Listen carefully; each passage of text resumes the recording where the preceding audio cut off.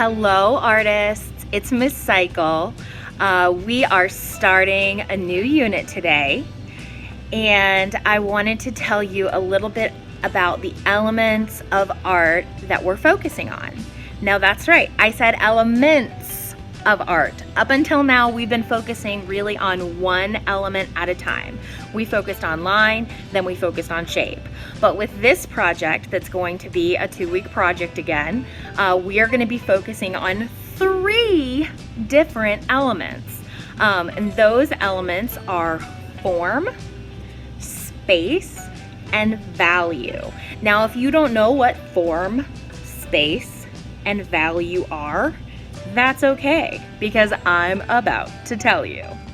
We just finished studying shape, and form is basically shape, but instead of just having length and width, it also has depth. Form is perceived as 3-dimensional instead of being flat like a piece of paper. One of the ways we can show the illusion of form is through shading. Shading can turn a circle into a sphere, a square into a cube, and a triangle into a pyramid or a cone. But there's a little bit more to it than just shading, and that's where space comes in. The element of space forces us to consider how we are using all of the room on our paper. And as an artist, we need to think about the space in the real world and how we can represent that on a flat piece of paper. One way is through a technique called one-point perspective. This technique might seem tricky, but it's really just based on the idea that in the real world, as things get farther away, they appear to be getting smaller and smaller. And if they get so far away, they might even appear to vanish. A really important part of the one-point perspective technique is that one vanishing point that you have seen in both of these drawings. Finally, let's talk about value. Value is the lightness and darkness of shades and colors. Remember when we were talking about form and how we can turn flat shapes into form through shading? Well, that shading is value. I use light and dark to shade this circle to make it appear to have form. All right, so we are going to use what we've learned about form, space, and value to create a one-point perspective name project. So I don't know if you guys know this. You know me as Miss Cycle, but my first name is Erin. So that's what I used for my project. It's a little bit easier to use a shorter name. So if your name is Wanda Madonda Falanda, I would just pick Wanda. I would just pick the first little bit. Or maybe your initials. That might be a good idea. Anyway, so creating this project is all about creating the illusion of form and space in a flat drawing. This drawing is on a flat piece of paper, but my letters actually kind of look like they're zooming out at you, or maybe they're disappearing off into the distance. And that's because I used those tricks of my vanishing point, and it makes my letters look like they're getting smaller the farther away they go, just like it would in real life. If I was walking away from you in a desert, eventually I would get so far away that you wouldn't be able to see me anymore. I would vanish. I'm also using the element of value and shading from dark to light as I get closer to those letters. And finally, my element of form. 2 elements combined, that use of value, light to dark, and that use of space, the use of my vanishing point, are going to combine to make these flat 2D shapes look like 3D forms. Now you might be saying, oh, Miss Cycle, this looks way too complicated for me. Do not worry. I will help you. We will get through this. And it might look wonky. It might not look quite right. But the only way you're gonna learn how to do it is by doing it and maybe even doing it wrong a couple times. So hang with me and try it out, because when you get it, it ends up looking really cool.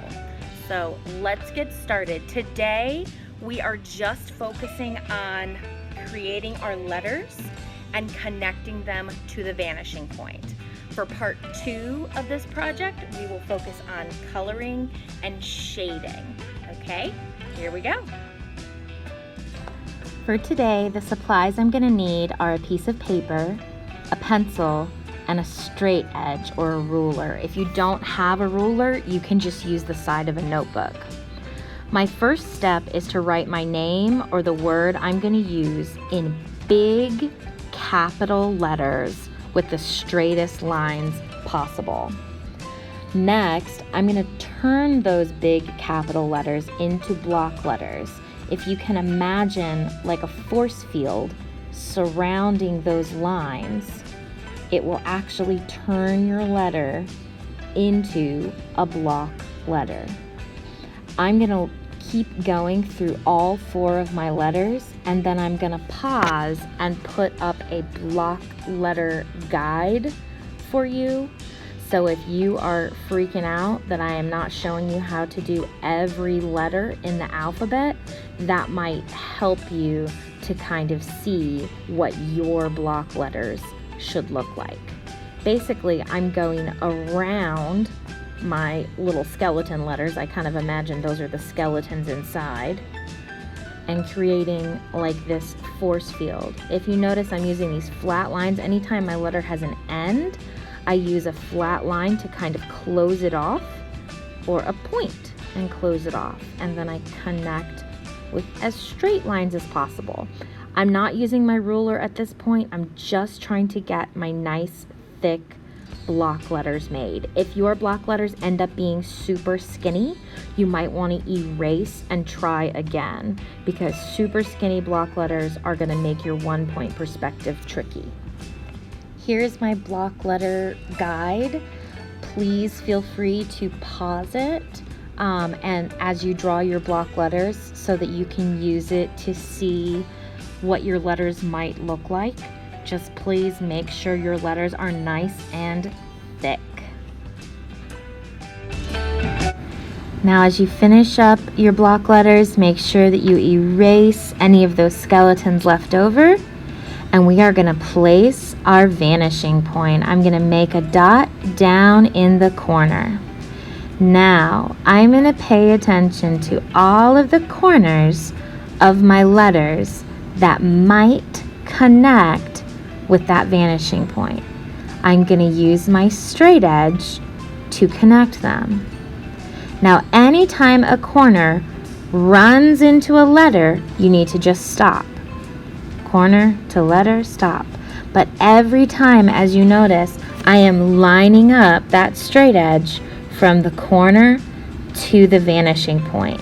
I double check every time that it's lined up, corner to vanishing point, corner to vanishing point, corner to vanishing point, corner to vanishing point. I'm making small adjustments with my ruler every time. I cannot just move the side up by the letter, because that's going to move the bottom of my ruler as well.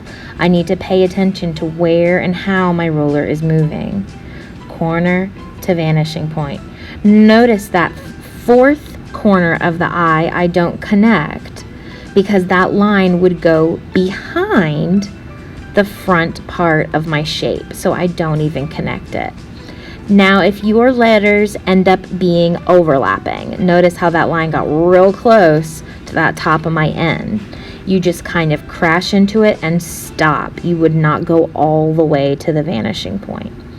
Now, this is the part that's tricky. It gets confusing. So if you are doing this and it feels like, oh my gosh, I know I'm going to miss something, that's okay. Try it out and see how it looks. Now I am pretty happy with that, so I'm going to stop for today.